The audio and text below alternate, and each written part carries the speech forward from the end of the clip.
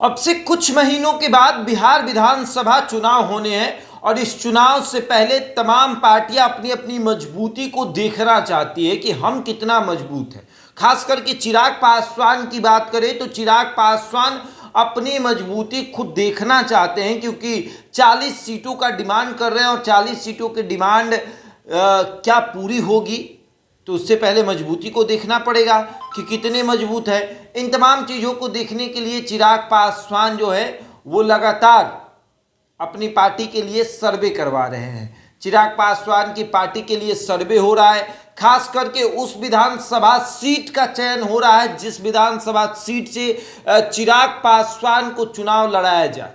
वैसे सीटों का चयन जो है वो उनकी पार्टी जो है वो कर रही है।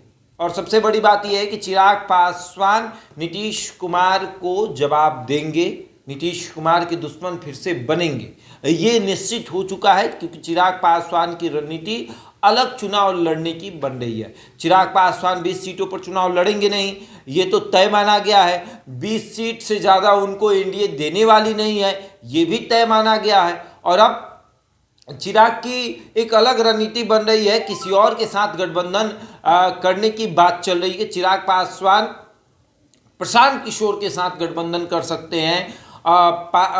सीटों का चयन हो रहा है कि किस सीट से चुनाव लड़ने पर पार्टी मजबूती से चुनाव जीतेगी। खास करके उम्मीदवारों का भी चयन हो रहा है कि कितने उम्मीदवार हैं। हुलास पांडे, राजू तिवारी, उसके बाद कई सौरभ पांडे, सबकी चर्चा हो रही है कि कौन कौन चुनाव लड़ेंगे, पार्टी कैसे क्षेत्र में जाएगी, कैसे चुनाव प्रचार करेगी। हालांकि चिराग का मन है कि एनडीए के साथ ही चुनाव लड़ा जाए, लेकिन यहां दिक्कत यह भी है कि एनडीए में सीटों का बंटवारा इस तरीके से हो रहा है कि चिराग के खाते में कम सीटें जा रही हैं, और ऐसे में चिराग ये नहीं चाहेंगे कि कम से कम सीटों पर वो चुनाव लड़े, क्योंकि लोकसभा में 5 सीटों पर चुनाव लड़ना समझ में आता है कि 40 लोकसभा सीटें हैं तो उसमें से 5 सीटों पर चुनाव लड़ लिया गया।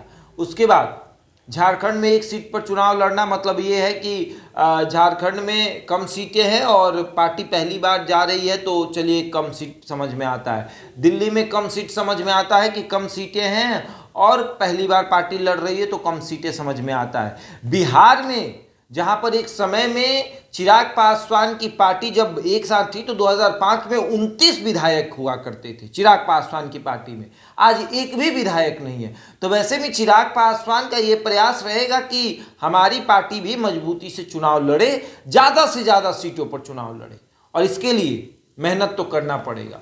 मेहनत इस तरीके से करना पड़ेगा क्योंकि पार्टी भैया पुरानी पार्टी हो गई है, विधायक नहीं है। जब हम मुख्यमंत्री बनने की बात करते हैं तो लोग हंसते हैं, कहते हैं कि कम विधायक तो किसी के पास होता है तो समझ में आता है कि किसी के साथ गठबंधन करके मुख्यमंत्री बन जाएंगे। जैसे नीतीश कुमार, पार्टी उनकी पार्टी देखिए जेडीयू, 43 विधायक है, लेकिन कभी राजद के साथ तो कभी भाजपा के साथ गठबंधन करते हैं, मुख्यमंत्री रहते हैं।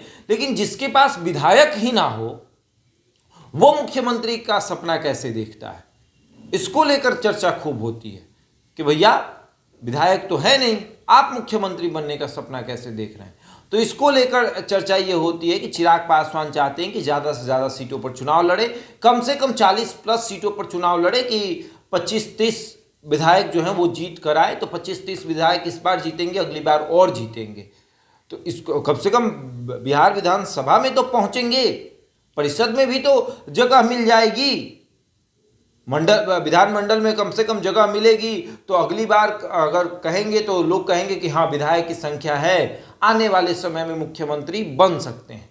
नीतीश कुमार की पार्टी अचानक से तो नहीं पूरी सीट जीत गई, कभी उनके भी विधायकों की संख्या कम रही, उसके बाद अधिक हुई, फिर एक बार ऐसा समय आया कि 115 विधायक हुए, एक बार ऐसा समय आया कि 43 विधायक हो गए। फिर इस बार रणनीति बन रही है कि ज़्यादा से ज़्यादा विधायक जिताए जाए। तो उस संदर्भ में अगर चिराग पासवान ऐसा सोचते तो गलत नहीं सोचते हैं, लेकिन चिराग पासवान इस बार दब कर रहने वाले नहीं हैं। उनकी रणनीति अलग बन रही है कि चाहे कुछ भी हो जाए अलग चुनाव लड़ना है।